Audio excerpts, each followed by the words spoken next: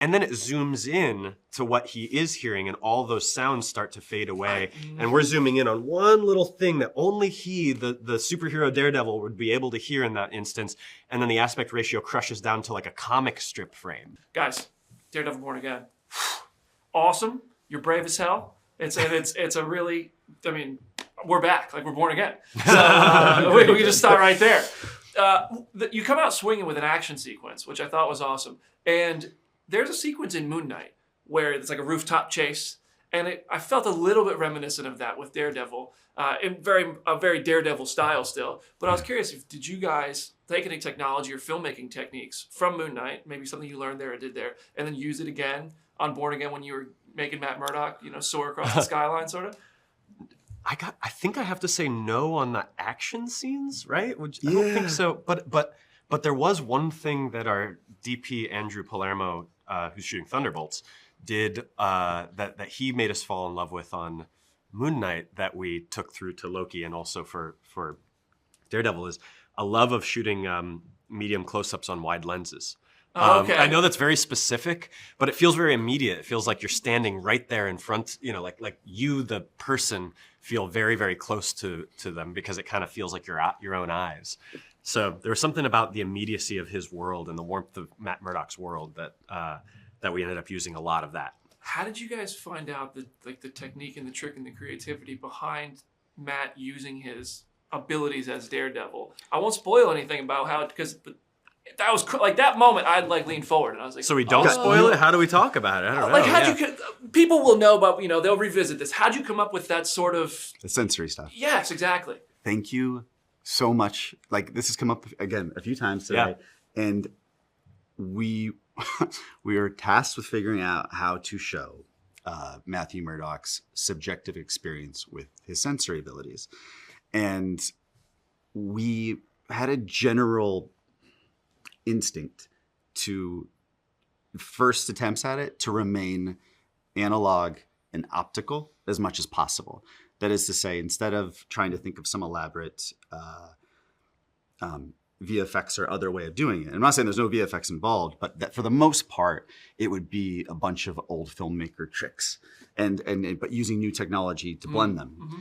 And so that's so cool that you like it. It's this. It's essentially, it's a rig with 3 cameras on it. They call it the 3-headed monster. And so you're basically getting roughly 180 degree of visual information. And that's where VFX does come in a little bit because they stitch the sides.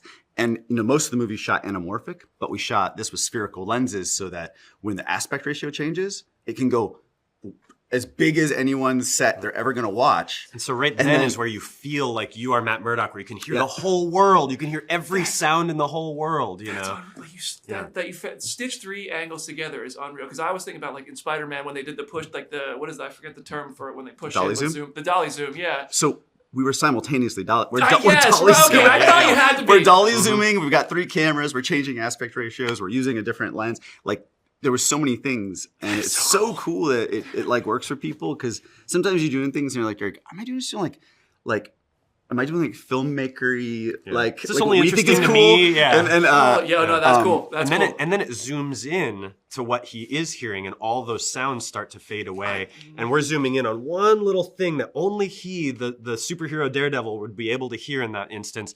And then the aspect ratio crushes down to like a comic strip frame. Dude, that was so. I noticed that too, because when I won't, but yeah, bravo, that was so cool and creative as hell. Coming from Loki, where there was a previous season, I imagine that when or just a lot of previous content with Tom Hiddleston as Loki, there's probably instances where Tom brings something to Loki that only Tom could think of and, try to bring to the character. In that same sense, you're doing that with Charlie here on Daredevil. What would you say is something that Charlie brought that maybe you guys even learned about Daredevil from Charlie Cox?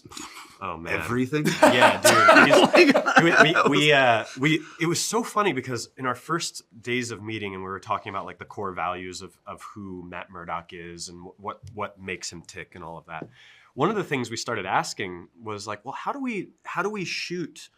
How do we handle you being in a mask? How do we handle you being blind and all of those sorts of things? And it was interesting because he reacted a bit like he'd never been asked that before, which surely he had, but there's one of those things like it was so intuitive to him how him as Matt Murdock works, which is a total character. It is not Charlie Cox. It is a very different person. That he had to actually like find the words where he's just like, oh, well, here's how I experience the world, you know. And he took us through bit by bit, and we would start assigning camera language to that. It was like, okay, so what exactly matters to him, or you know, for example, you can't shoot a point of view shot. You know, you can't have someone lock eyes with him. You know, which takes a tool out of the filmmaker toolbox, right? You can't have somebody look into the camera lens. Right.